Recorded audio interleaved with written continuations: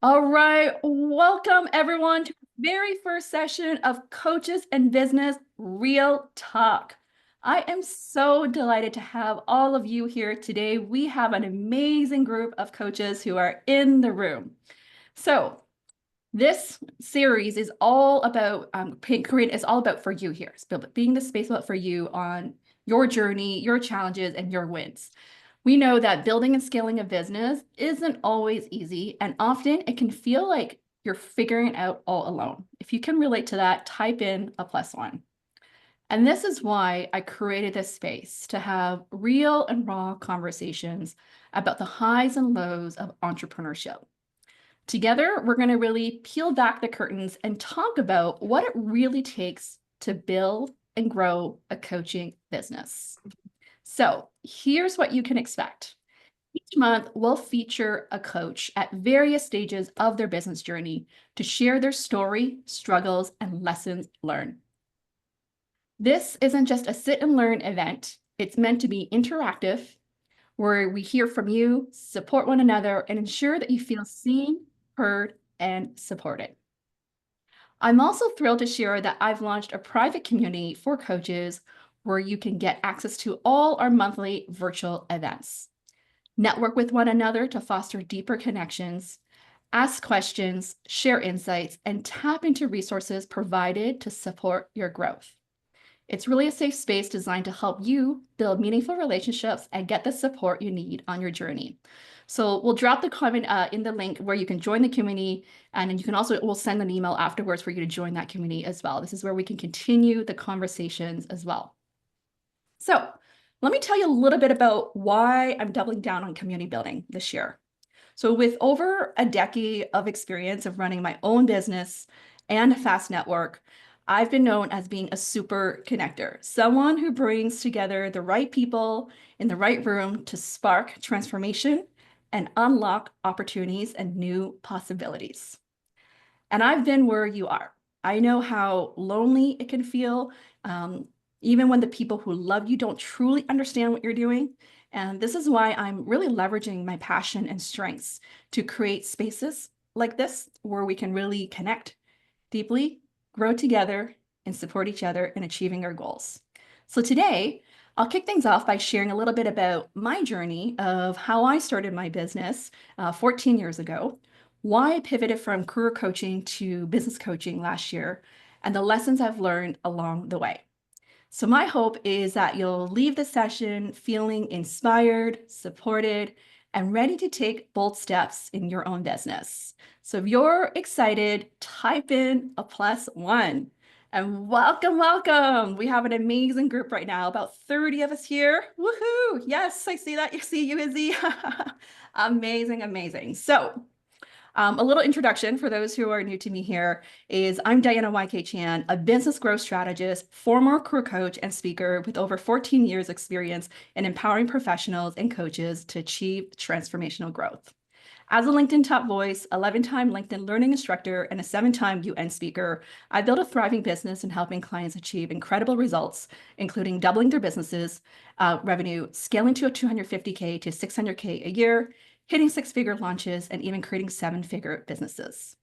I'm really passionate about helping coaches like you and entrepreneurs build influential brands, scale sustainably, and create businesses that align with your ideal lifestyles. I've been where you are, navigating challenges, making mistakes along the way, and learning. And that's what I'll be sharing with you today. So to get things started, I would love to hear from you. I will love to hear from you of what inspired you to start your business. What's one thing you're currently working on or that you're struggling with that you would love support on? Feel free to type in the comment, or if some of you, if you want to share, feel free to unmute yourself, or I'll let you know I can put you on speaker as well there. Let's get the party started, shall we? What inspired you to start your business? What's something that you're currently working on or need support with there, or you're trying to figure out? Welcome, welcome. Izzy, did you unmute yourself? Did I see you Yeah, there? yeah, I can talk a bit to that. Yeah, welcome. Definitely. Thank you. Thank you for having us. It's so fun to be here and see all the amazing other coaches here who are clearly probably struggling with many of the same things that I am. I think my biggest challenge is when I started my business, I came at it as someone who wanted to help people and someone who has the heart of a coach, and didn't always expect the challenges of running a business and selling things. The a lot of the traps that I fell into earlier on that I'm getting over a little bit, gotten a lot better at, is not coaching people directly on sales calls and things like that, and so I'm really happy to be here and be surrounded by a bunch of really incredible seeming people, and try to overcome some of the challenges that I experience. Amazing. Thank you for sharing that. Pavi? Yeah, the reason I started wanted to become a coach is I was working in tech and I was not feeling very fulfilled. I was looking to do something more meaningful and impactful, and started my own self-discovery journey. And through that, I had a lot of transformation, both inside and outside, and that took me to a path of figuring out that I'm really passionate about teaching and coaching. Yeah, and then went on to hire other coaches, invest in certifications, trainings, and build my own program. And last year I quit my job as well, as the business was scaling and doing well. I was like, okay, this is a good time. I think the challenges or things that I would like to maybe talk about is more around transitioning to the group model, and things like that, and looking forward to connect with other people who are kind of in that growth to scaling stage. Yeah. That's amazing. Congratulations and going all into your business. That's amazing to hear. Victoria. Hi, I know some of you guys here, and I'm so grateful to be part of this space. I like just connecting with other entrepreneurs because I do feel very lonely a lot. You know, we don't leave our houses. I've lived most of my life in my house. I started in business when I was 18, and I've only worked for someone else for 3 years of my life. So I'm 36 years old now, and I sold my first business, and then I let back into business. So for me, it's just, that idea of, staying consistent with revenue months. When you have a job, you're like, yeah, here's when my next paycheck will come. But when you're an entrepreneur, it's a whole different struggle. So I'm grateful to be here and just be part of this group with you guys, and just feel like I finally have some people to talk to that understands, because my partner at home does not understand. He's like, oh, it'll be fine. Well, no, it won't. So I'm super grateful to be here. Thank you for sharing that. I think a lot of us could echo around needing to leave our house more. I think one of you typed in that, leave your house more. I'll share a quick story. I remember during 2020, the pandemic, I was like, I just need to get out of the house and walk. And I found a fellow coach in my neighborhood that I met on LinkedIn. And we went for walks either every other day just to talk, because I felt really lonely as well. So I totally hear you about it, so needing to get out of the house there to get new inspiration, new ideas, and just feel more connected here. Anyone else want to share before I move on here? This is amazing. Thank you. Sonia, I see you unmute yourself. Yeah. So with me, I'm pretty new. I've been an SEO, but I was always working in corporate. And corporate left a lot of scars, obviously, toxic workplace. But on January last year, 2024, I got laid off. And that was my calling saying, like, do I want to go back to corporate, or do I just want to work with female coaches? So I invested on a business coach, and I'm like, let me go for it. And I did. And the last day of December 24, I finally replaced my corporate salary with my last client. So that's what I do. And I'm not stopping. So I just keep on going.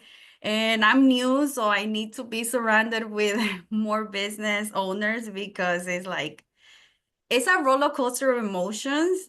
And I have to be on therapy too, because it's like your traumas bleed into your business. And I was not aware of that. So, and sometimes I have a lot of questions, but I don't have another business owner who I can ask for. So Yeah. that's why I'm here. Thank you for sharing that. I think A lot of us are just cheering you on here. Congratulations Thank on replacing the you. corporate income. That is huge. And just betting on yourself, going all in and investing in yourself. I totally hear you about this. Whatever trauma that we have in the past that carry forward could totally influence or impact of us leveling up and growing to the next level. That's something I'm going to really talk about in terms of our own mindset, our own healing journey to continue to grow and thrive there. So thank you for sharing that. And Neil, I see you raised your hand here.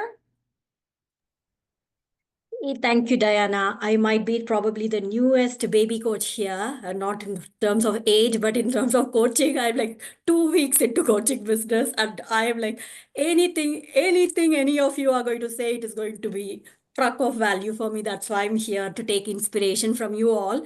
So how I got into this business, it's like really funny and strange. I was working with Prasha. Diana, you know Prasha. She is like my I was working with, I had actually joined her coaching the last year for something else. I wanted to get clarity. I wanted to get into 200K job. But these were the things. But I used to be like very active in the group, and because I have walked into this country with 2 kids in tow as a single mom that time, not now, but so I've always been helping women. So I always jump into any opportunity speaking to other women. I just love it. But I was misunderstood. I was a coach in the group because I was constantly jumping in to say, this is what you can do. This, can you try that?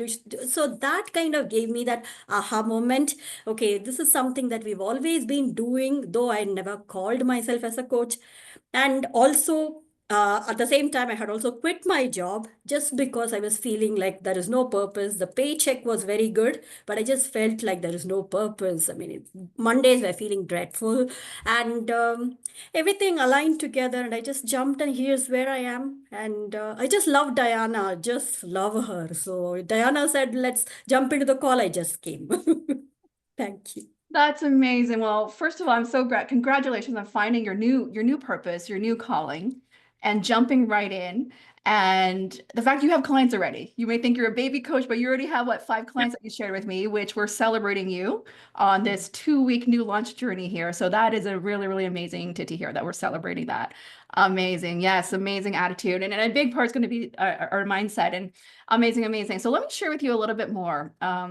About some of the lessons that I've been learning along the way. And I will love for you to chime in as we go. Like, this is meant to be very, very interactive. And I just love that you're all sharing, that we can all relate. And so let me share with you some of the 5 key lessons that I really learned over the last decade that I hope will inspire and guide you. Number one is really around taking massive, messy action. I'm really big on this. When I want to do something, I have an idea, I'm all about taking massive action, because what happens is that when we overanalyze, we get into what? Analysis paralysis, and we start doubting ourselves. And so you don't need to have everything figured out or everything perfect to move forward or to launch your business or to launch a new program. Start where you are and refine as you go. This is one of the biggest lessons I feel, whether you're new in your entrepreneur journey first year, or even if you have a lot of years experience. Like, even for me last year, pivoting all into business coaching from career coaching, I felt like I'm starting from the ground up building a new business. And this is one of the guiding principles that's really helped me grow on my business there. It's about taking messy action. You don't need all the fancy website, funnels, systems, freebies, all of that. I know that we learn about all this. You don't need all that. You need some of the basic fundamentals.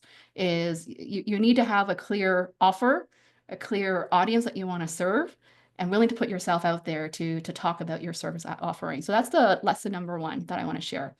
Lesson number two is really around redefining success and happiness. What does it really mean to you?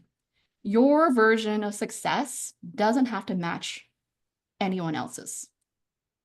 Build a life and business that aligns with your core values and that brings you joy. So I'm all about building a business that aligns with the life that you want. And one of the powerful questions one of my clients said to me at the mastermind is really asking, like, what's the life that you really want to have? What's the life you really want to build?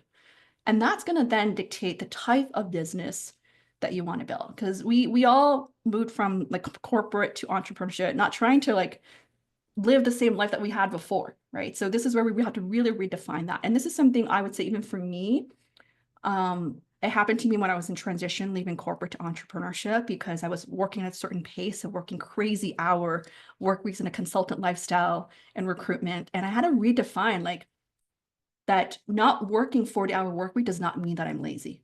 And so for the longest time, I would not tell anyone that I was working part-time hours because I was worried people label me as lazy when I know that I'm very ambitious. And that also happen when I had my kids as well. Being a high achiever, that I really wanted to achieve a lot of things, but I had to really redefine, well, realistically, what can I accomplish with the amount of time I have when I have obligations to take care of little ones. So that's lesson number 2. Lesson number 3 is really around believing in yourself and elevating your mindset. Believing yourself, like believe that you are valuable, that you're worthy.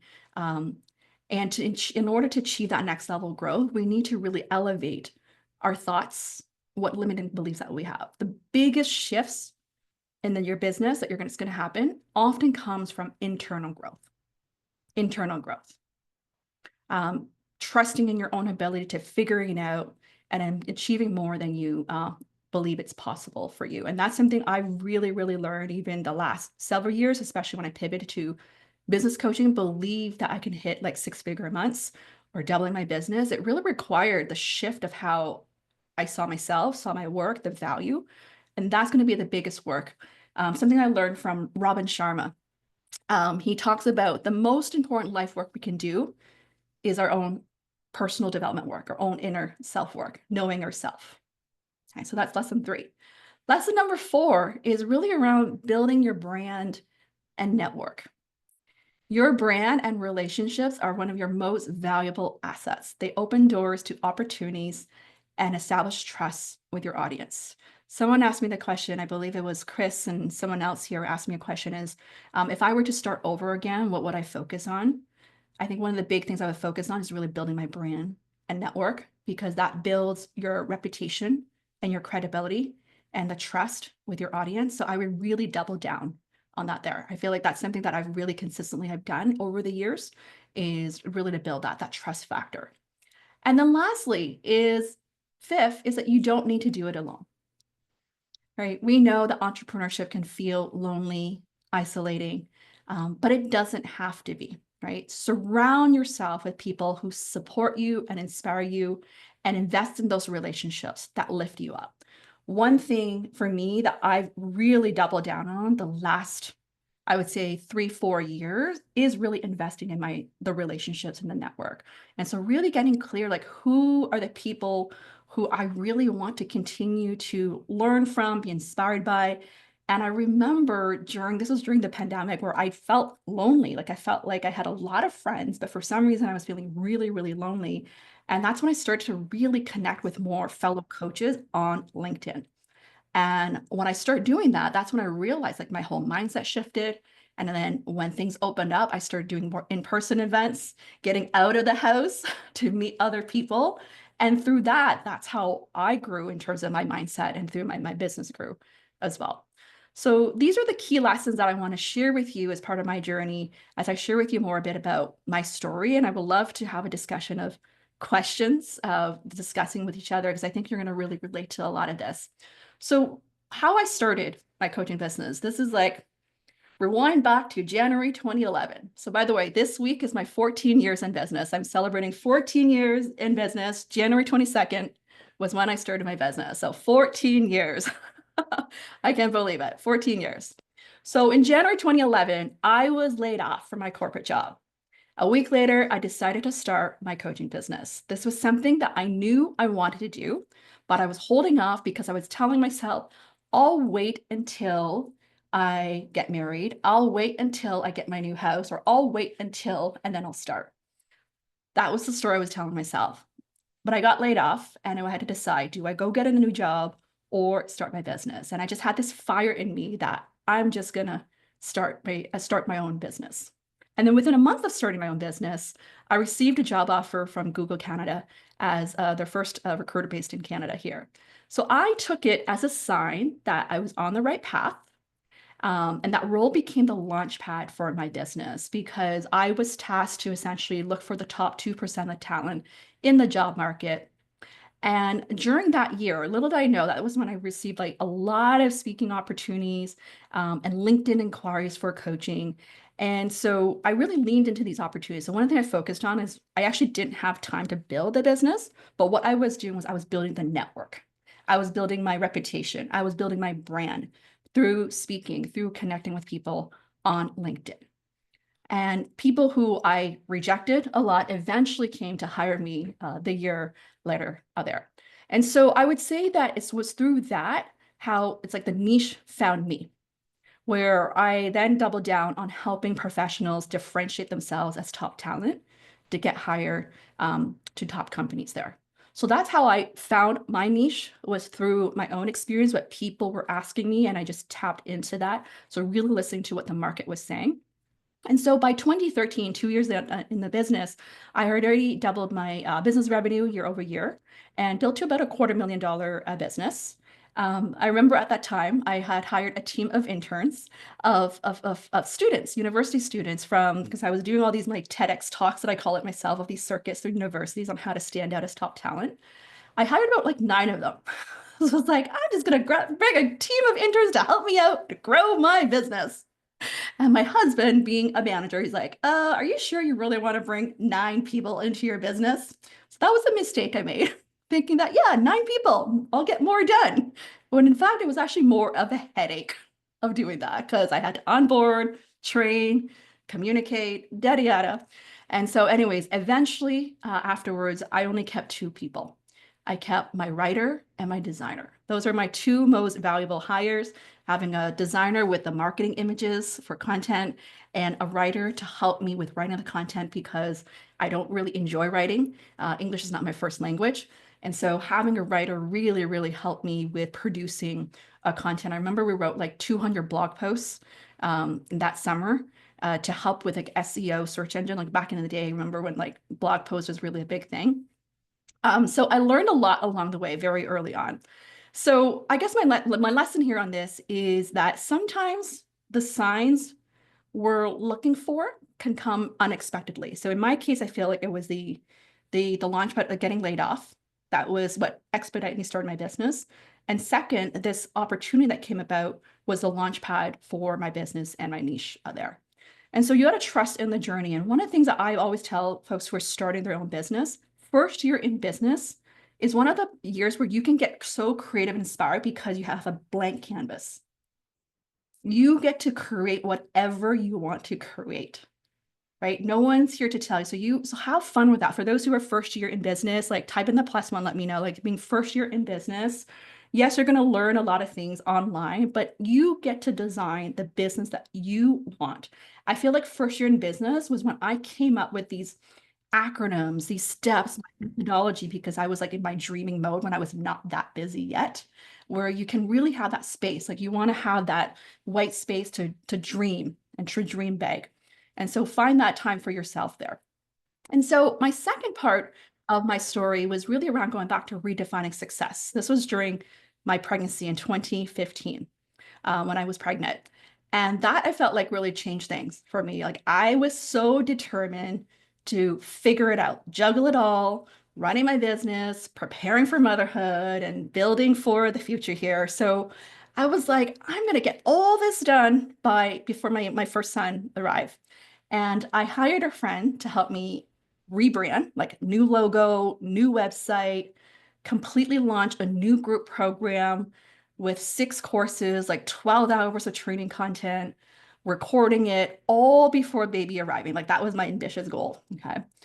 And the story I'll share with you here was I was trying to get all this done before baby arrival, was that I actually had trouble recording these courses because being pregnant, my voice was just not the great voice. So my friend ended up recording all these courses for me. And I remember I was still working all the way up to being in labor. I was editing all these videos while I was in labor. And that was like the big lesson that I learned, was this is not sustainable, that I had to really redefine success of how I'm going to operate, because how I used to operate at the level of where I don't have someone to take care of, to having a child, I had to really redefine that of my new schedule there. Yeah. And then after in 2017, I had my second son. I was pregnant again, had my second son. And that was like, what, 2 kids under 2? You know, some of you who have young kids here, if you can relate, I think, Izzy, you have 2 young kids here. 2 kids under 2 is like a whole different ballgame. Whole different ballgame. Like, you don't have control of your schedule anymore, right? You don't really have control. Like, even though you feel like you have control, you don't really have control anymore. And one of the big challenges I faced during that year was I was actually in a very dark period. I faced a postpartum depression, one of the darkest time in my life that I faced. And I really thought about disappearing back then because it was just really, really hard. I did something, my mindset, hormones, everything was just such a hard time for me. And I had to learn to just be kind to myself, and that it's okay that I'm not achieving the success that I was achieving before, and that it's okay to get help. That's when I got like a nanny to come helping me with like 12 hours a week. I was just working about 12 hours, like 4-hour shifts here and there, recording my videos in my car when the baby was sleeping. And so a really important lesson I learned is you can't really do it all, and you don't have to. Like, you can have it all, but you can't necessarily do it all. And it's okay to ask for help, right? Because true success really comes from knowing what matters most and building a life that aligns with your core values there. Okay. So what prioritize that? What brings you joy and fulfillment, and letting go of all the pressure? I think some of you send me a question around this. Like, I think Izzy, you mentioned this, and we'll talk about this as well, of juggling it all. A big part is actually try not to do too much there. Like, I think one of the biggest lessons I learned is to not fill my calendar so much, have space for the unexpected. So for me, I always have a lunch break between 12 to 1. I end all my meetings by 3:30 so that I can go pick up my kids. And then I have this rule that I'll pick up the phone call if it's from the school, because usually there's something that happens. So just setting those boundaries will really, really help there. So my third story around this was back in 2020. This is like during the pandemic, the third story. And I want to hear all of this from all of you out there. Is that the pandemic, I thought it was really what I call like a game changer for me in my business. I called that my comeback year because my kids were 3 and 5 at that time already. So a bit older. I felt like more myself, and things were all virtual. So everything was just online. So I went from serving primarily a more local North American audience to a more global audience after being featured on LinkedIn News 3 times in 2 years. So that's when things really shifted for me, of going to a lot more global. And I really learned the power of media and visibility, the importance of that. Like, when you get featured in media, that's the year when I really doubled down on virtual talks. I did over like 50 talks that year in just 2020. So that really increased that credibility and visibility and attracted a much broader audience worldwide. And as a result, that also helped with doubling my business year over year that year for two years there. At that time, I had about 80 to 100 clients one-on-one of a roster that I was coaching. And I knew it was not sustainable because I was coaching a lot. Like, I had to optimize my schedule every quarter, every 3 months or 4 months. I was optimizing my schedule, auditing my time, my energy, to see what could I do to become like, just to optimize it there. So even little things, some of you that I teach is about optimizing your coaching sessions from like 1-hour sessions to 45-minute sessions so that you can have 15-minute break in between. From 90-minute sessions to 75-minute sessions, so that I have another 15-minute break in between, or from 30-minute sessions to 20-minute sessions. And so little things like that, I really learned to optimize my schedule there, and also blocking time for no meeting days. That's something I feel has been a game changer. I used to coach on Mondays, and now I don't coach on Mondays anymore. I use that as called my CEO planning day, and I love it. Like, it's for me to think, to create. And then Fridays are my CEO pampering days, where either I go for a massage or facial or have a lunch with a friend and get out of the house. And that has worked really well for my own well-being there. And then moving forward is really this last story of my pivot journey. You know, some of you asked me why I pivoted. So last year was really when I decided to pivot from career coaching to business coaching. One of my biggest pivots of the year there. And the way the why behind this was I really felt I was starting to feel like I wanted a new challenge. I wanted a new audience, and I wanted to teach new topics. Those were the 3 reasons why I really wanted to make that transition. I was meeting a lot more coaches who were asking me, like, how are you getting featured on LinkedIn? How are you growing and scaling? And so I was starting to talk a lot more about this new area. And I felt more disconnected from the job search stuff just because I left corporate over a decade ago there. So it was a very natural transition. Now, there was always fear. I don't know, any of you, if you're going through a pivot, type in the word pivot here. It wasn't easy to go through this pivot because a big part is the mindset. My biggest roadblock was, am I giving up everything that I built this past decade? Am I starting from scratch? Can I do this? Like I had so many doubts and thoughts of, can I do this? Or am I giving it up? Like, am I walking away from something? And so in 2023, actually, as preparation of this transition, the way I prepared it was I decided to create a brand new offer that was some completely different from what I was doing. So instead of the traditional coaching, I decided to test out, this is about testing when you're trying something new, was to test out a completely brand new offer, which is running a mastermind retreat in Cancun. And that was like the turning point because I instantly had 5 or 6 coaches signed up for it within a week who all said yes. Like this was like 2022, post about pandemic when everyone wanted to get out of the house. And I was craving for that. I was craving for that connection. And so I created that, a 5-day retreat in Cancun. And my vision was I wanted to be a blend of personal development, a professional development, personal wellness, and powerful conversations. And so that was my vision for what I wanted to create, a space where people can learn, connect with one another, and feel relaxed. And I remember being there the last day, everyone was telling me, all the coaches there was saying, Diana, this is your new calling. You should go for it. Validated the concept or the idea from other fellow coaches that this is your new calling, you should go for it. However, I came back, I still had a lot of doubts. I was like, can I do this? Does this make sense? I was going through this period of the summer, like 3 or 4 months, I wasn't sure.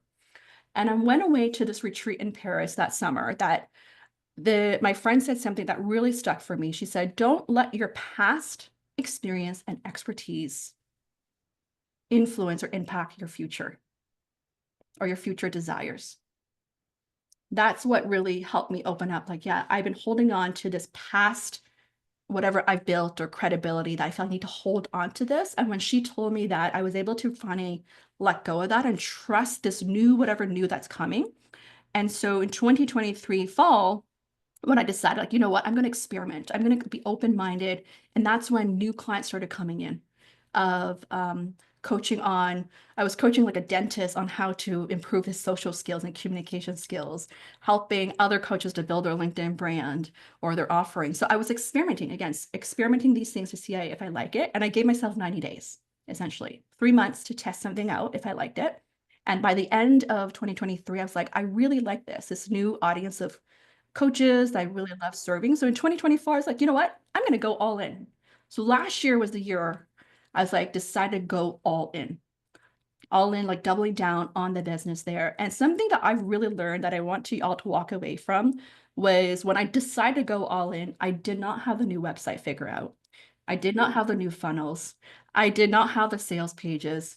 I just didn't have all these things figured out. But I did know what my offer was. I did know how I want to help people. I had all that mapped out. It was all in a Word document and it created like a nice, pretty Canva. And so what I want to share here for those who are newer in the journey, who are like pivot, I see a hand up, pivot, all of your people are pivoting. Start before you're ready, take messy action, right? Have what we call the MVP, minimal viable product, ready, and start testing and tweaking, right? And then obviously have your own standards of excellence of what you feel like it's good to present to the world to test it out. Okay, so you don't need to have it perfect. That was one of my biggest lesson. And as a result of this, something I'm really proud of last year that I really proud of what I've done. And just through that messy action, that's when I doubled my business. Last year, my best year yet. I achieved my first ever 6-figure client, like 120K executive coaching client. And that required a lot of mindset shift here to believe in myself that I could deliver that kind of value and offering as well. And ultimately, my most fulfilling thing is really helping my clients double their business, achieving like 20K months, scaling to 6-figure business in 6 months to even like scaling to a 7-figure business. So I know I'm on the right path now. And this is why I'm so happy to bring all of you together, because I talked to so many coaches that they feel like they're behind or they haven't done enough or they're working so hard but not getting the results that they want.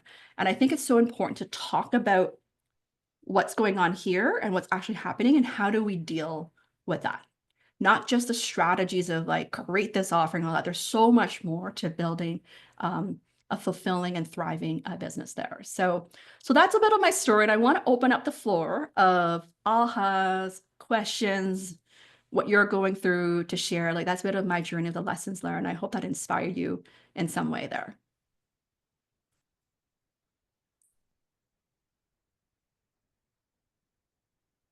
Kadeen, hello, welcome. I see you. Hello. First of all, thank you so much for sharing that. I am someone that has been kind of snooping around, following and grieving your LinkedIn and stuff for a very long time. So I've loved to see you evolve and the transitions that you've made.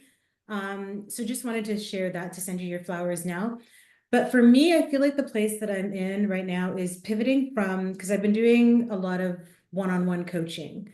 So have done a little bit of group coaching, have been doing the B2C, but I'm trying to pivot now to doing more executive leadership coaching into the B2B spaces.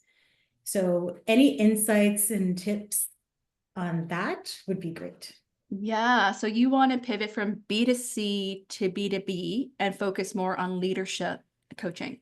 And are Right, you because, looking and I'll to, tell you the why behind it. The okay, tell why, me the, sorry yeah, to cut you off. Sorry to cut you yeah, off. no, go ahead. The why behind it is because I have an HR background. I was in HR for 19 years in talent management before stepping into quitting my job in 2019. And I've found the B2C clients, which I still love and want to do that work, but I can make more of a difference and an impact if I can step into the corporate places, because the one-on-one that I'm only coaching that individual, but there's a bigger impact that I can make if I can actually address the leaders that might be causing that disconnect and Yeah, not kind of connecting with their employees. So that's kind of where I'm coming from with it. I'm like, I want to make more of a difference and an impact in those spaces versus just helping someone get over what kind of is going on in their absolutely. organization and Yeah, their yeah. culture. And are you looking to do group coaching, like team coaching, or still like one-on-one with Both. the organization? Both. I'm doing it now anyways, but want to Yeah. do more of it.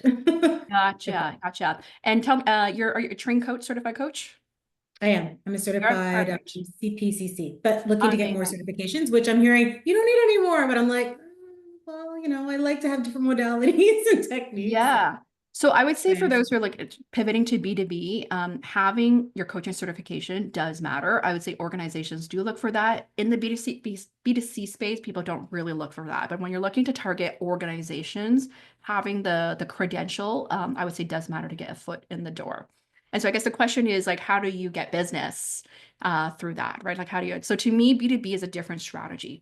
To me, I think it's less about just the social media game of content marketing. It really, I think about business development. So I really think about what type of organizations are you targeting, what industries, and what are the specific leadership challenges you're looking to solve. I would get really, really clear on that. And I would also look at getting a foot in the door through speaking where they can sample a bit of your work. And as a result, then you pitch your coaching services there. So think of it more bulk type of offering where they get a sampler of your work, a taster, and then you sell your coaching. And I think with that work too, you also need to contact the right leaders, the right decision makers. B2B, it's just a much longer game. For those who are in the B2B space, meaning sales cycle, it's not just a quick one sales call, it's a close. We're talking a dozen meetings. I'll tell you a story. My work last year, even a keynote talk with a big airline, we started talking September and we didn't sign the papers till April, just for a keynote talk for Asian Heritage Month.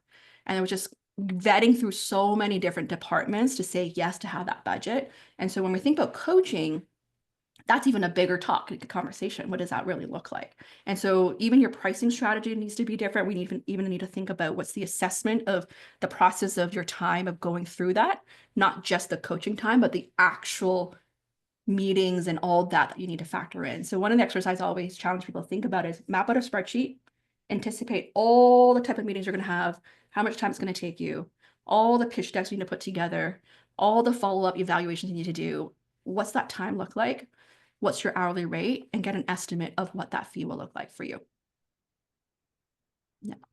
Does that help? That's helpful. Yeah. Yeah, that's helpful. Thank you. Yeah. Yeah. But I challenge you to think about is business development strategy Mhm. beyond just a content strategy there. That would be the main Yeah. thing to think No, about. I agree. And I like what you said about the speaking and getting the foot in the door, because I do speak and facilitate workshops as well. And that has been how I've gotten in the door for other opportunities as well. So. Yeah, I would say that's an easier get a foot in the door. Like think of what can I do to like a quick win for them to say yes. So that could be a lunch and learn or ERG or something to get a foot in the door first, and then have those bigger conversations there. Awesome. Thank you. I'll give a quick example. I had a Fortune 500 company who actually wanted to bring me in to do coaching work there. And because of org changes, like I lost that because of all the people shifted. But we started off with some talks that they brought me in for like 90-minute sessions, a series of 6 of them. And then we were going into this coaching thing, leadership development program, and create this whole pitch. And then come like a Christmas holiday was a big org shift and layoffs. I was like, bye-bye. And so I think where I'm getting at is don't just bet on one deal. You need to have multiple deals or multiple discussions or different organizations out there. Agreed. Thank you. That's what I'm doing right now. That's what December and January actually is. It's a lot of discussion and conversations. Yeah, amazing. Who else? Share. Anyone else? Feel free to come online even if you're not on camera. I see some of you here not on camera, like Clevette, Daisy, I see you. Hannah. Andrea, good to see you. Long time no see you. It's been a while. Yes. Sorry, I was late. No problem. Anything you want to share? Yeah, I'll share something that it's I obviously love what you do, and it's every business that's developed is one piece after the next, and from everything that I've done with business development and then now developing my own coaching business, there's, as you said, start with the messy parts. I mean, even Dean Graziosi and Tony Robbins talk about that as well, as just like start with something that you've got, and everybody's path is so different. But I'll say the one thing is there's this huge demand for coaching out there, and it's, I think the beauty of this coaching is, a lot of very experienced coaches will say is like, you have to, you just find the way that you arrived at it. And the masterminds are the thing. And I've really got to endorse what you're saying, Diana, is that masterminds are the thing. And it doesn't matter if you start doing them for free. It doesn't matter what you do. It's just that there's no perfect way. So that's what I just loved what you said there, is this sort of, don't let the past dictate your future. And this sort of messy part. There's a million organizations, a million people. They all need coaching. It's the only business that serves other people. It's the only business that serves others. I love that you said. You're absolutely right. I feel like there's definitely huge demand for coaching. I don't even know what the number is, but I just know it's a big number. And I would argue now, compared to 10 years ago, people are more receptive to receive coaching these days than compared to when I first started 10 years ago, that it felt like it's only reserved for a certain group of people. But now I feel like people are very much open to coaching there. So absolutely agree. And you talk about masterminds. This is very interesting. Like something when I think about this is like more like offering and service offering as well, is that there's a one-on-one coaching, there's a group coaching, there's a hybrid coaching, and then there's this other next level of masterminding, which I think for all of us entrepreneurs, I believe that it's a good investment to invest in like a good mastermind. Like if you find the right mastermind of people, it doesn't need to be big either, by the way. It could be like really, I call it the handful of people. Usually good masterminds are between that 6 to 10 people that have diverse experience and expertise to contribute, where not only you are gaining, but you're also contributing. Like to me, those are what makes mastermind effective there. Yeah. Chris. Hey, Diana. Thanks for hosting this. And it's been wonderful to see how far you've come for the last 14 years. I'm curious about your first point about messy action. And I always want to take a cultural spin to this, because thanks, Victoria, being Asian, there's this need of like being perfect or having everything excellent. And I don't know if any of you grew up with parents where, you know, you came in with a 98% and they always ask, where's the 2%? And so how do you overcome that? Because, you know, you've overcome that a lot in terms of your story of, you know, when you first launched, and then, you know, having postpartum, and then feeling like you're starting over again, and then transitioning from career coaching over to, you know, business coaching and the retreats and stuff. So you've always had to do that messy. So can you offer some tips on how you overcome that? Yeah, I feel like a lot of us can relate. I'm seeing the comments right now. I grew up in a very strict Asian household in Hong Kong, by the way. I'm originally from Hong Kong, and it was always about you need to get the perfect 100%. Like if even I've got the 90s, it was never enough. Like they literally track my grades. So I feel you for that, like what you're like that. And I think a big part of what I had to go through, because for me, it was always like I always strive for excellence, wanted to be perfect. And for me, it was realizing how that did not fill my cup or fulfill me. Meaning that when you're always striving for that, I'm always being hard on myself. And so a big part I had to learn, I would say, is to learn to love myself. And what I mean by that loving yourself is even celebrating our wins, acknowledging our even imperfections, acknowledging our own strengths and superpower. Like when you think about being an entrepreneur in our own business, no one is really giving you that scorecard. Like no one is giving you a performance review of how well you're doing. So it's really up to us as an individual, as business owner, to do our own reviews, but also give ourselves a pat on the back of this concept of, how many of you heard of the book, The Gap and the Gain? The Gap and the Gain. And yeah, you have the book. And so the concept is really the gap, the concept of the gain is about how far you've come versus how far you still need to go. Right. And so this really shifts the perspective of how we see ourselves. And so many of us, because I've talked to so many of my entrepreneurs, are always looking at how come I'm not there yet? How come I have not made it yet? How come I haven't made this much money yet?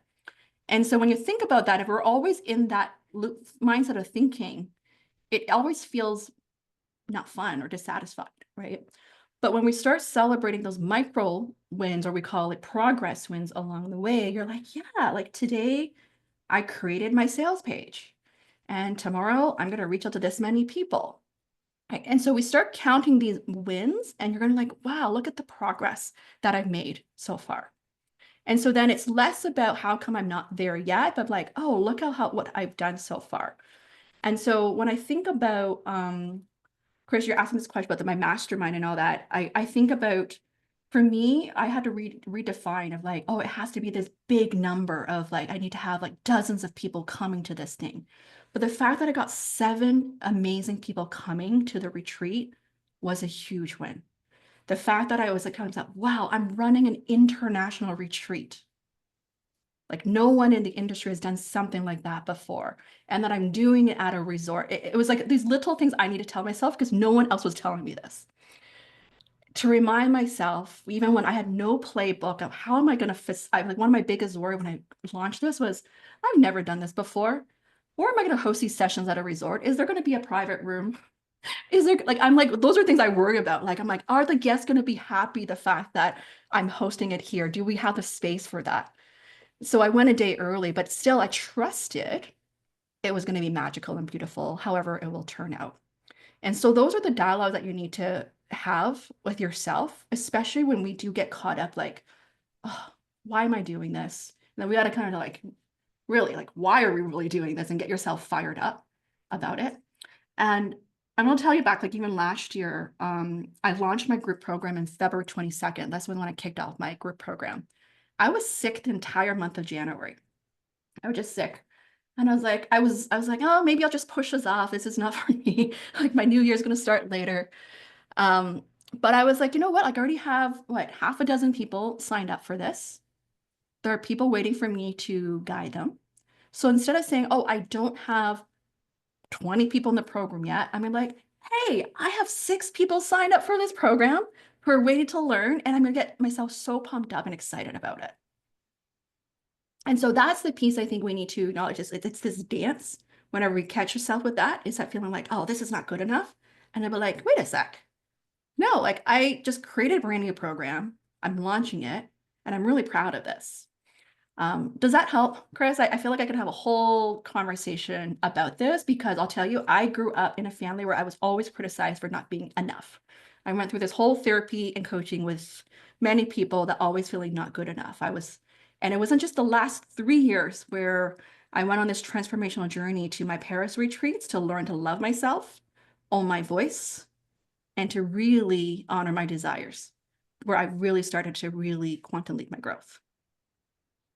No, this is beautiful. Thank you. I think we love you even more now, now that we've got a peek behind the curtain. Thanks for sharing that really deep answer. Thank you. Thank you. I appreciate you, Chris. Yeah. Anyone else want to share? Yvonne, I see you. We've been connected on LinkedIn for so long and I see you here. Oh my goodness. Yeah, so I Welcome. had to come on camera because what happened, Diana, if there was anybody who was going to have this kind of community, I would always wanted to join yours. And from I was in corporate, I remember the first time you sent a message to me when I was working at Mindwire with Mark Bulldog, Mark still Yeah. runs Mindwire, yes. And I remember the first time you messaged me, that was years ago when I was senior director over at Mindwire. And I've followed you throughout. I always comment on everything you do. I'm so inspired by you. I had to come. And my step granddaughter's birthday is today. And honestly, I didn't even go to that. If I went, they would be saying, "Oh, you're at a party and you're online." And I decided I was gonna, kind of stay back. I sent all the gifts and everything. I'll see her later, but I had to come in Oh, to see you today because it's my first opportunity in actually seeing your face yeah, after that means years a and years. lot, Yvonne. Thank you so That's much. a Like lot of years. this is our first meeting on like this, but we've been supporting each other and thank you for sharing this. And I just want to take a moment to share with all of you of the importance of supporting one another, like fellow coaches. Like there's more than enough. I really talk a lot about collaboration over competition, even though some of you may be in the same industry or same profession of career coaching and leadership coaching, there is more than enough. And I think it's so important. I just love your kind words here, Yvonne, like to come to support me. And I think that to me, this is what I preach a lot is it's really people don't care how much you know until they know how much you care. Right. So it's just a simple, like just supporting, like I see you, I'm cheering for you, celebrating you. I just love that. Like I love seeing you all win. That's something that makes me really happy to see. So thank you for that. And something that I really want to double down on this year is bringing more people together like you, like where I've connected on LinkedIn over the years, but haven't had the chance yet to speak in person or on camera here. Thank you. Thank you. Oh, okay, who else? Who else wants to share here? Anyone else? Sonia. Love Yes, this. me again. I just want to say your story really, really, really inspired me, especially like now that I'm my first year, because it's very like similar how you started and where you are now. It's like that's where I want to be. So that's it. That's all I'm taking out of this call today is your story. And I always like to do vision boards every year. I think that's why I achieved my goal on 2024. And I have that like all of it. So it's like I have it right here. So and then hearing you is like I don't know, everything is just aligning. And it was very inspiring. So I'm glad because I met you through Teresa on her event. So, Thank God you for has sharing that. plans Yeah. for all of us. So I was That glad. is amazing. Thank you for sharing. I want to encourage all of you to create your version of success, whatever that means to you, right? That aligns to you that. And I love that you create a vision board. I'm really big on vision boards as well. I have it on my desktop, on my phone, affirmations. I really believe in that because when you're a solopreneur, we don't get those pat on the backs, right? So we need to remind ourselves that, right? Of the work that we're doing there. Yeah. And someone shared before, I think one of my clients shared recently too, is when you stop also comparing ourselves to others. Like I think it's good to we have it for motivation, inspiration, but where it gets what's the word unhealthy is when we're criticizing ourselves of why am I not there yet, or why I'm not good enough yet. That's when it gets like unhealthy. Yeah. Izzy, I love this. One of the things that you said that really resonated with me is the like, again, going back to the taking imperfect action, being messy, Miss Frizzle attitude. I loved what you said where you didn't have a website, you didn't have this, and you didn't have all these different things. And that's something that I get caught up in a lot is like, I don't have this perfect website. I don't have this perfect copy. I don't have this amazing, email nurture sequence. And I get so caught up in all that. And then I take this attitude of, okay, imperfect. Let's just do this, the messy thing. And it was really eye-opening for me where I sort of just blurbed about all the things that I wanted to create in an offer and threw it into ChatGPT, and then it gave me sort of an organized version of what I said. And I literally screenshotted that and sent it to a prospective client over a text message and closed one of my biggest like one-on-one deals ever without any website and anything. And it just made me go, why am I stupidly overcomplicating this? Like, it doesn't have to be this hard. And so I love Just that thought you I'd share shared that. that. That's such a great story, right? Of how often we're maybe overcomplicating. I'll give you a quick story as we can relate to this.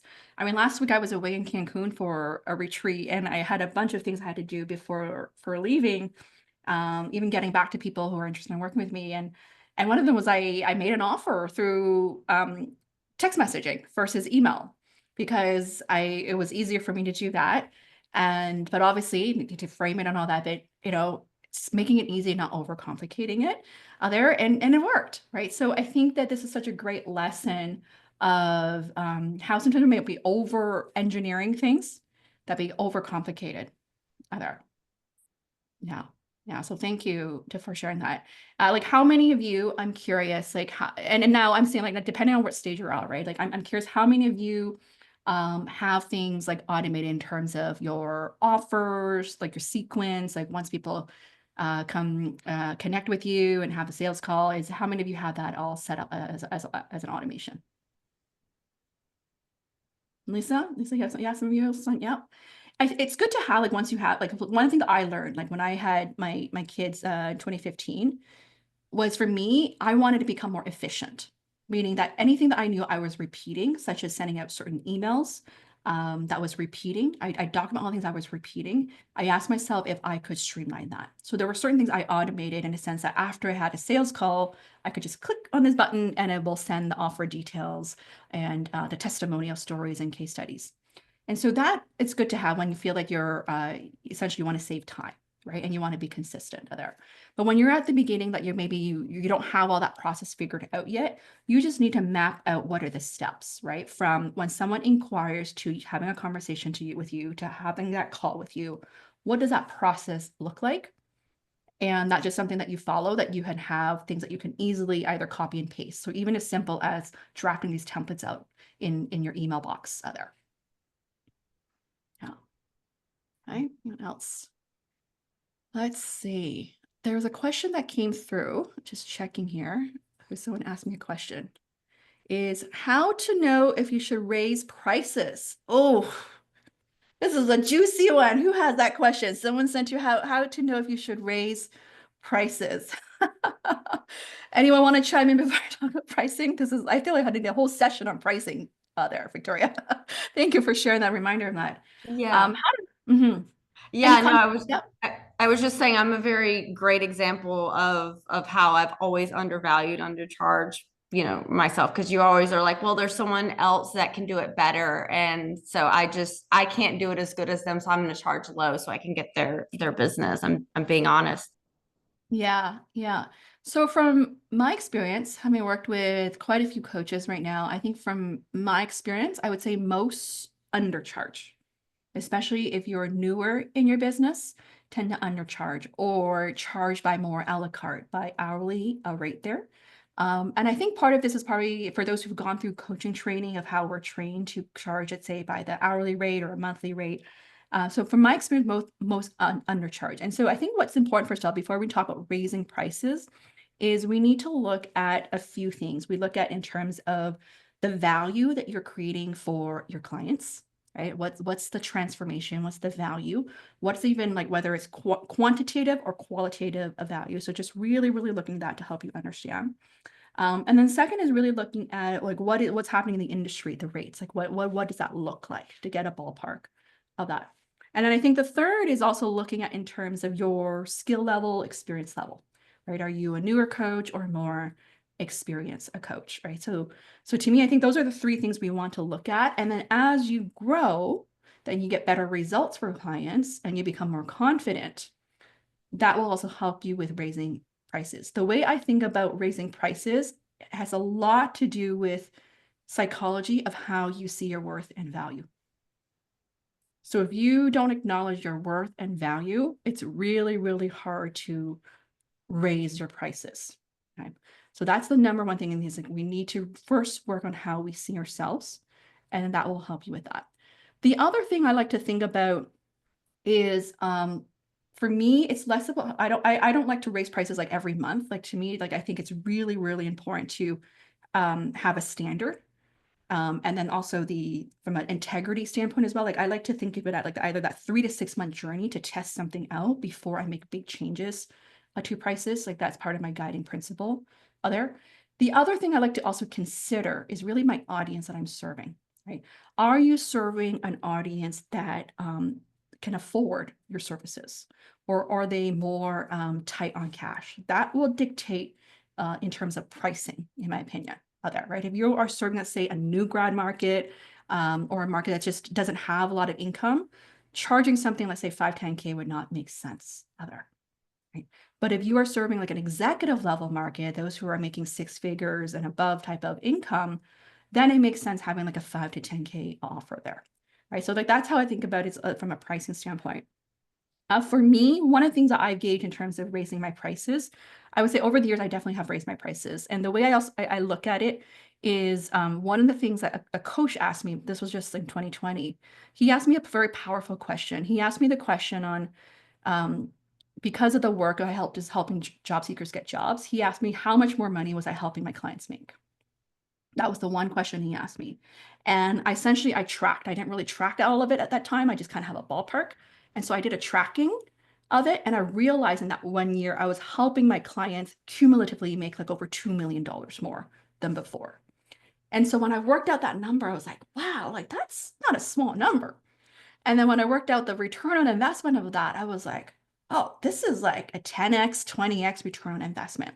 And so that will change the way then you talk about or see yourself and whether that makes sense in terms of we should be raising your prices there. Does that help?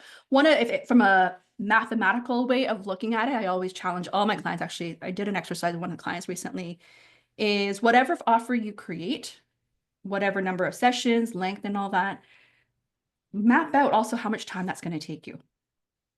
Right, in terms of hours, whether it's through one-on-one sessions, text messaging, follow-ups, all that, add up all those hours, and then look at what your hourly rate is. So if it's like $100 an hour, $200 an hour, $500 an hour, and then multiply that. So that way you have like that ballpark of based on the rate you want to charge and the amount of hours you're putting into it, is your whatever package you're selling above that or below that? And then looking at that, is that also on par to the market rates there? Right? Do you want to be above that, below that, or not? And then from there, you obviously you test it if people are buying. And to me, a lot of it is psychology of it. The way I think about pricing, because my husband works in pricing as well. Like he talks a lot about positioning around having like 3-tier pricing, like low, medium, high. And by bell curve, most people will land in the middle. So whatever offer you create or the price is that this is what people will choose. So you look at it from a low, medium, high tier, and you primarily make an offer that feels like really good for people in that mid tier there, essentially. Okay. And then the other thing you want to think about is payment plans. Beyond pricing is, I think in today's market right now, if you look at everything that's happening in the industry out there, there's a lot of financing options of things, right? And so I do believe payment plans are important, like pay in full versus payment plan. I do think that we want to, if you want to convert more, is to make it accessible for people to have a payment plan, or even an extended payment plan as well.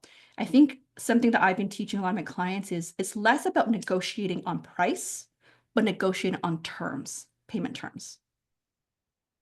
Meaning that, if you can't pay in 6 months, we can maybe make it 8 months or 10 months, or we can maybe have an upfront. If people are tighter on cash, they paid a little bit upfront first, and then they pay a little bit more.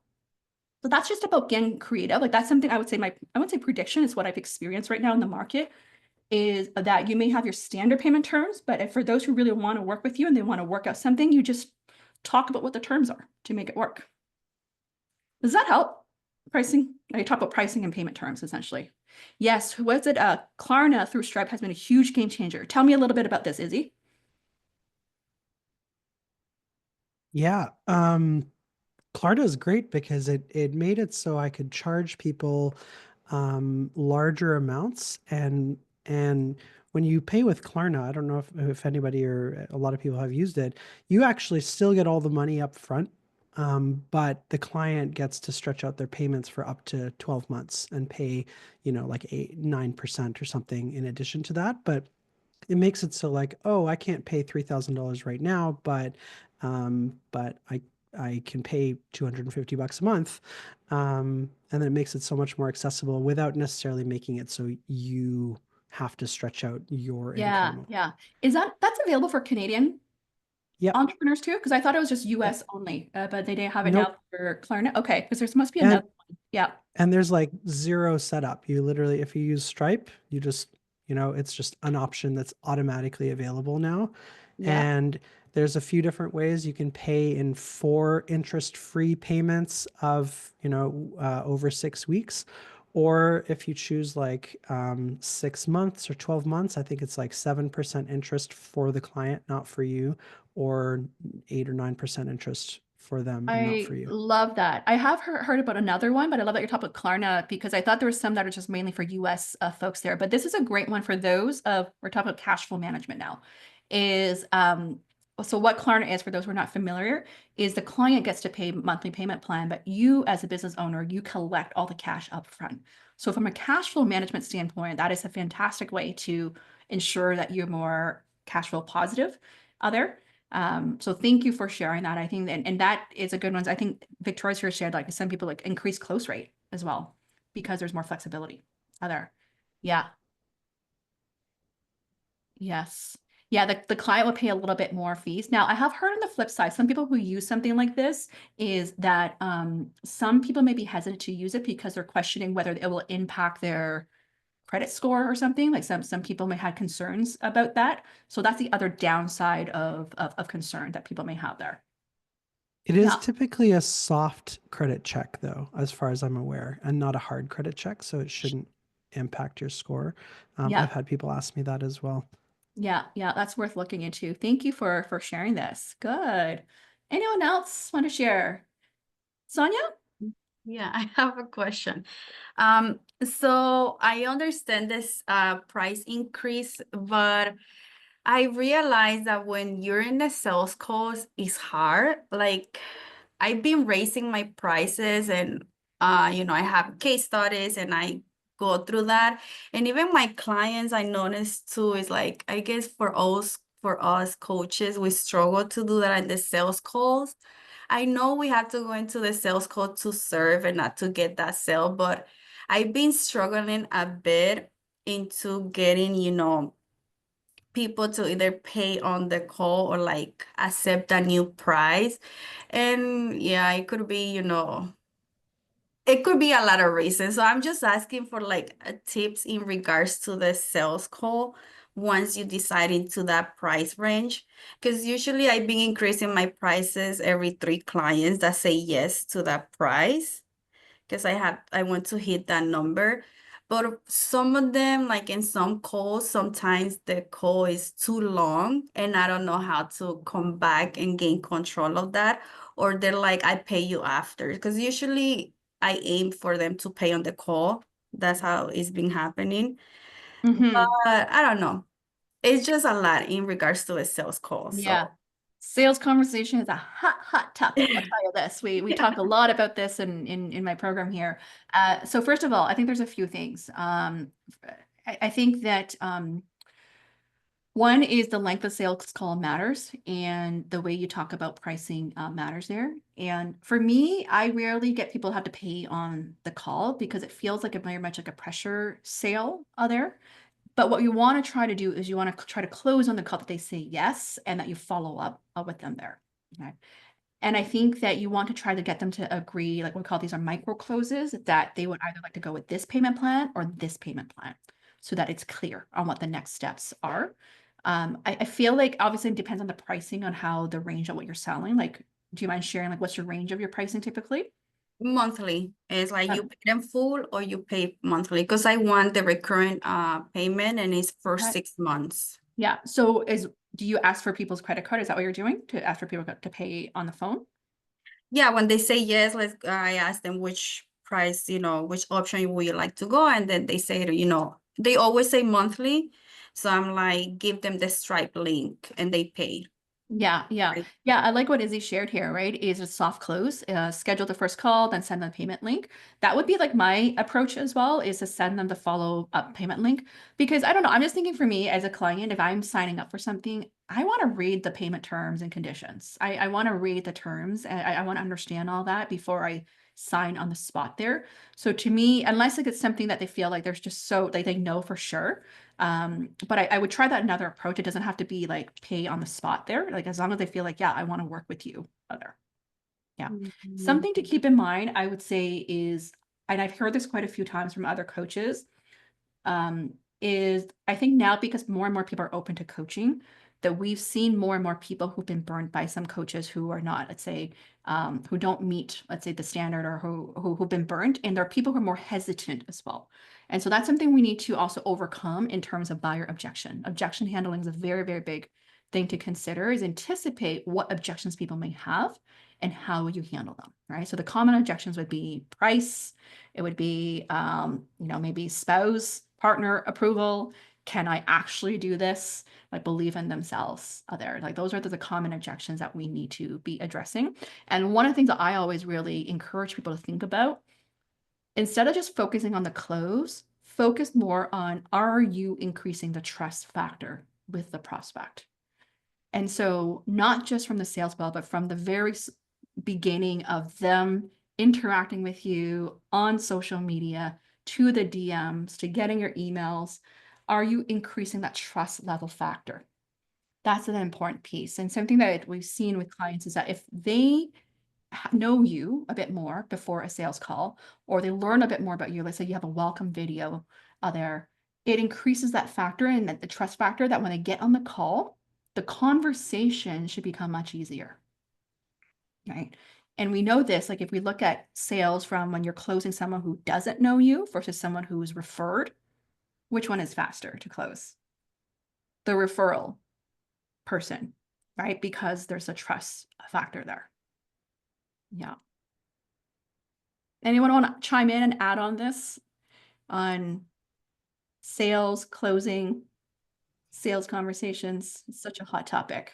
One of the things that I've done, Diana, because like I got into the issue in the past of like people would book a sales call with me and it was more like pick my brain session, and where I do give feedback on the call and help, I felt like they got kind of what they needed and then they implemented it. So it was almost like I just gave everything away for free. So I stopped doing that and I started like really asking them, like, are you looking for a coach, and getting more in the DMs on like what is your budget? Are you looking to hire a coach to help you through your job search? And sometimes I get upfront like, no, I'm just so cash strapped, like I've been laid off for a year, I don't have any. And I'm like, okay, well, I can give them a free resource and I just saved myself like 45 minutes. And I feel like that has just been a game changer. A lot of people are like, no, you shouldn't talk about price. And it's not like I'm asking like so specific price questions, but I'm just trying to learn like, are you looking to hire someone? And if so, like, yeah, like let's have that call. But I also did pull back a lot in my call. Like I give them just enough, but not the whole shebang to where they can go implement it. Cause then, you know, I have to eat too. So Yeah. that is what I've done recently. And I think it's been helpful. I think that is so important. I think where you're getting at is pre-qualifying, right? That's so important. I would say even for myself, like I would get so many pick my brain requests through LinkedIn DMs of can I hop on a coffee chat with you? Can I? And I had to really learn over the years to say no and set my boundaries and share my free resources. So part of this art is what we're getting at is the art of asking qualifying questions of are they looking to hire a coach? Are they looking to work with a coach? Or what is really the intent of the call or conversation? Right? You don't want to just hop on a call without knowing what the intent is because it will get messy. And I'm really big on setting boundaries. Like when I have a sales call, I have it in the form, but also in the when we start the call is what the call is about. And if I hear that's like more a pick my brain type of question, so you need to gauge and like, do I answer that question? Or be like, you know what, that's a really great question. And that would be really good at a benefit from a coaching conversation when we start an engagement. Right. So you handle it in a way that's saying, I'm not answering that question because you're not paying me. But it's like, you know what, that's a really good question that require us to have more deeper conversation time in order to uncover what's the right move here for you. I love that you're sharing that. Like, how many of you could really relate? I think as a new coach, I feel like when we first start coaching, we're trained to have these discovery chemistry calls. I don't know if anyone can relate to this. Where we're trained to have these chemistry calls, and it's a coaching call.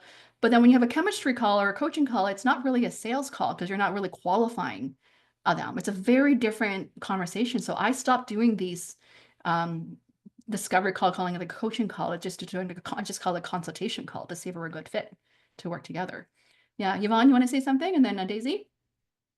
I really like this conversation because I used to have a lot of that in the beginning. And but what I did, and I listened to, like some coaches that are very, I've been in this business for a long time, some big coaches. So what I've started doing was to charge for my half an hour. And I charge a small fee for that half an hour. And then I tell them that I will, if when they hire me, I reduce the price of the price of the overall coaching by that amount. And I normally do because almost every time when I have a call with somebody, they're going to get something that they can take away with it. And I also believe that you can pay to have a conversation with somebody. You can pay to have a half an hour conversation with somebody. You can pay to have an hour conversation with somebody. And because I'm giving so much value for my years of experience, when I have that half an hour, whether they're going to hire me or not, I ask that upfront. And then there's a lady recently on LinkedIn who said to me, I see that you have a price for this.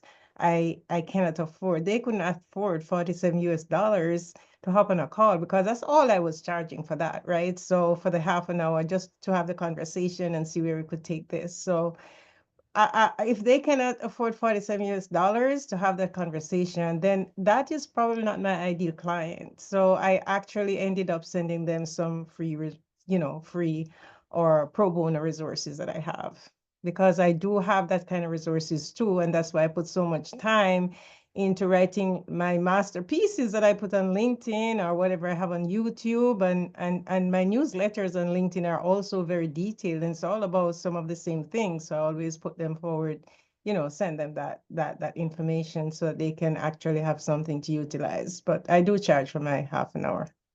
Good for you. I love sharing that you're sharing that. And whether it's a half an hour or an hour, that pick my brain link. This is all back to owning your value and worth and your time and your expertise, right? Thank you for sharing that. Daisy, you want to share as well? I see you raised your hand. Yes, I'm not feeling too well, so I'll get off camera just for a little bit. So yes, I just wanted to add, sorry, to what Michaels was saying, and even what Yvonne was saying. When I started out, I used to have, well, not when I started out, but later on, I had what I called, I charged what I called, I had a power hour session. So I charged for that. And then if we decided to work together, then I applied that to whatever program they were getting. And I found that that cut out all this, pick your brain type of thing. Now I do the discovery calls, but I am more these work pretty well these days for the discovery calls because it's straight to the point. It's, what are your pain points? How can I help? And so on. And in fact, yesterday I spoke with someone who was referred to me, and she had spoken to some other coaches. And this morning she just sent me an email and said, you know what, I'm ready to go. And it was based on the conversation that we had. It wasn't even based on the price. It was based on the conversation that we had. So yeah, but I agree. This pick your brain thing sometimes, especially for new people, sometimes it can wear you down. So Yeah, yeah. And I think this goes to setting expectations clearly. I like to also, when people book a time, I have this thing, like, I don't know if people have, like, you've experienced people not showing up to calls. And so for me, it's just setting the rule, like, if you miss the call, you're not going to have another call unless it's like an emergency there. And so just respecting a time. I also I used to do calls on Mondays, and I start not doing that anymore because I found that after a weekend, it's like people forget when they should show up to calls. So I no longer do any discovery calls on Mondays anymore. I usually keep it to Tuesday, Wednesdays. Other. Yeah. Amazing. Yeah, something I asked here is, how long are your discovery consultation calls? This is something I've really learned that I'm seeing a lot of my clients are probably having like long calls, like 45 minutes to an hour long. And that's where I started too when I first started. And as you continue to grow, you want to optimize your schedule. Ideally, you want to keep it to 15, 20 minutes or even 30-minute max so that you could have, essentially, I like to keep it within 25 minutes so that you have a 5-minute buffer in between your schedule so that you're optimized it. So when you think of, if you block 3 hours of your time to do sales calls, you can do 6 calls in that time frame there. Yeah. 25 minutes now, easy. That's great to hear that. They were longer when they turn into coaching. Yeah, I find that when you over 30 minutes, it almost turns to coaching because we should be able to get the discovery out and then share your services and then follow up next steps versus getting into, oh, what do you think of this? How should we do this? Yeah. Yeah. So that would be the challenge that I would have for you to think about. How do we continue to optimize the time there? Yeah. You had an hour call the other day and you were mad at yourself, Victoria? Yeah, and I tried to stay quiet. I was in my car, so I like turned off my car and it was freezing outside, and it turned into a pick my brain session. So I was like, and I'm not good at being like, it's time to end the call. So I need to get better at that. So it was a learning time for me, definitely. Yeah. Setting boundaries. And the trick too is, is there anything else you want to ask? Like, I have to hop on my next call soon. Okay, we just need to wrap up here. I'm just gonna hop on my next call soon here. Yeah, sounds so easy. You just look at the time, you're like, oh, I have another call in a few minutes here. Yeah, and then we'll like signal to wrap up there. Yeah, amazing. Well, thank you so much. I know some of you have to run. I hope you all enjoy this here. And I would love to have you all back again next month, February 20th. My plan is also to bring on a guest speaker to kick it off, and then we'll have a discussion there. This is meant to be like sharing, like what's working, what's not working, the highs and lows of entrepreneurship. It's less about like coaching and all that, but I hope that you can also connect with one another through this. We're all in the similar journey of growing and helping people as well. I Yeah. want to come off my mic and say thank you very much. I'm so excited about this. And hi, Daisy. I've met Daisy in LinkedIn group, what do you call it, audio rooms before, but I've never actually met her face to face. So thank you, everybody. And I'm so excited about the next one. Next month, I might be in Cancun, but I'll see. Even if I'm in Cancun, I'll do it from there, Diana. So I'm so happy. I'm so happy to see you here. I'm Yeah, excited. thank you for your support. I really, really appreciate this. Yes. Yeah. Anyone else want to add their 2 cents, your big takeaways today? What inspired you? I think my big takeaway, if I may add, is thank you, Izzy, for the payment plan with Clara. That's very helpful. I think sometimes that's the roadblock for a lot of clients is it's a big investment, right? So I think sometimes that's helpful. And Diana, this was amazing. Like I said, following you for so many years, but this is my first actual interaction with you, and I look forward to just many more. Yeah, same here. Well, you're in the Toronto area, so I'm sure we'll have a chance to meet in person one day, whether it's through lunch or or dinners, Definitely. hosting more of those events or spa days, right, Daisy? Yes. Go place days. Yeah, The go. Go Place days, exactly. Those spa, well, that spa day was amazing. The Go I'm Place. just gonna put it out there. I live up the street, so if anyone is ever going, let me know. Oh, you're I'm in literally like Markham. 5 minutes from Go Place, and it's Oh, amazing. amazing. I'm 15 minutes from Go Place. I also Oh, go so we're there both in Markham very then. frequently. Yeah. Well, North York, but it's a short. Okay. There you go. Okay, I think you and I are close, Katie, and I'm 5 minutes away from there as well. We need to connect. Amazing. Is it Richita? Richita, I see your hand raised there. Yeah, hi everyone. So I learned a lot from this call, and thank you, Easy, for sharing your tips and bits about everything. And yeah, I had a question about sales call. I'm not into like I am not in this coaching industry. I am actually a graphic designer, and I've been designing for 1.5 years. But when I go on sales call or networking call, it's normal for them, some of them to be really good. Like I hit it off with my ICPs and stuff, but sometimes sales calls are not so good and they really affect the confidence that I have in terms of speaking and communicating. And later on, that can sometimes translate into me speaking to my clients or going on future sales call or just expressing myself authentically in sales calls. So how do I like strategically and not like I sometimes I feel like did I do something wrong in that sales call that it went so badly? Not or did I miss something up and it makes me Yeah. overthink? So how do I actually break down the sales call that didn't go so good, and how do I analyze it and not make it a roadblock into Yeah. networking Yeah. further, I think this would going be on sales?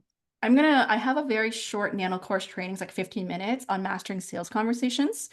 If you message me, I'll share it with the group as well. Like I'm happy to share that other. But one thing Okay. I'm going to talk about quickly is quick tips is with sales conversations call is one, we need to first build a trust and rapport instantly. Second is asking good questions, qualifying questions. And third is acknowledging what you learn about their needs and goals so that they say yes, that they feel like you understand them. Then you try to connect the dots by presenting your offer of how this will help them. And then we ask them to the next steps of following up. Those are like the key high level steps. But the key here, what I work with the clients on is that the messaging matters, the delivery of your messaging matters even more. How you talk about your offer, how you talk about your price, and how you talk about your ability to get the results really matters because 93% of your message impact is based on your body language and your tone of voice. Only 7% is based on words. And so if your close rate for those like industry close rate of sales calls, in general, most industries like less than 10%, but I like to get my clients to the 20 to 40% close rate. So meaning for every 5 calls that you're on, you ideally want to close 1 client. Every 5, you close 1. Okay, so if you're having 20, 30 sales calls and not closing, this tells me that your script or your delivery is not resonating with your prospects there. Okay. I'll follow up with I have this like mini sales training that I did, a 15-minute training that I can share with you there. Yeah. Amazing. Yeah, Amazing. thank you so much. Yeah, my Yeah. pleasure. So I was thinking, I guess to wrap up, we had a question like a part of that as to wrap up here. This is a great closing is what would I do if I were starting all over again in my business? If I were to start today, here are some of the key things I would consider doing. One is I would definitely focus on building trust and relationships. Really build my brand and network. That would be my number one thing to work on. Number 2 is to really master my skills. So whether you're a coach, a speaker, a designer, get really good at your craft because that's how you're going to deliver amazing results to get repeat clients and to get more leads as well. So that's number 2. Number 3 is to share your expertise consistently. So this is really sharing your voice, sharing what you know. That's how you're going to build your brand and credibility to get more of those opportunities there. And then the other thing is simplify. We talked about the simplification is that you don't need to have everything ready to sell. You just need to have a great offer, know your niche and your message to sell there. So that's a simplification. And then lastly, I would say is to hire. hire for help or hire a business coach to help you fast track success. That's something I've really seen. Even this past year, I've doubled down on hiring a coach to work with for a whole year, and a very solid coach has been able to really help me grow my business because they help me see blind spots, things that I think I know, but I'm not considering there. So as an example, I'll share with you this, even when I shared with her that I'm launching this community, that I'm so excited doing this event. And she really challenged me to think about it. She's like, when you're launching a community, you need to have this internal communications plan as well. How am I going to stay in touch with all of you, not just through external? And I was like, oh my goodness, you're right. I have to map out this whole internal marketing communication plan to stay in touch with all of you. And so little things like that can make a difference when you have someone to look out for the best for you as well in your journey there. Amazing. Thank you so much for all of you being here today with me for the 90 minutes. I will follow up with you to join our community. Our next event is on February 20th. And I believe it's at 11 a.m. Eastern time. I made it earlier for those who are in a different time zone, because I know some of you are in Europe, or I think with some of you at the later time zone this evening here. So thank you so much for being here today. I appreciate you. Thank you for the hearts and love and support. I see all of you. Oh, Judy, I see you as well. You just came online. Thank you. Thank you. I appreciate it. And feel free to DM me on LinkedIn and also join our community as well to stay in touch there. I appreciate you all and look forward to seeing you next month. Bye. Thank you, Diana. Bye-bye. Thanks, Diana. Bye, everyone. Take care. Bye.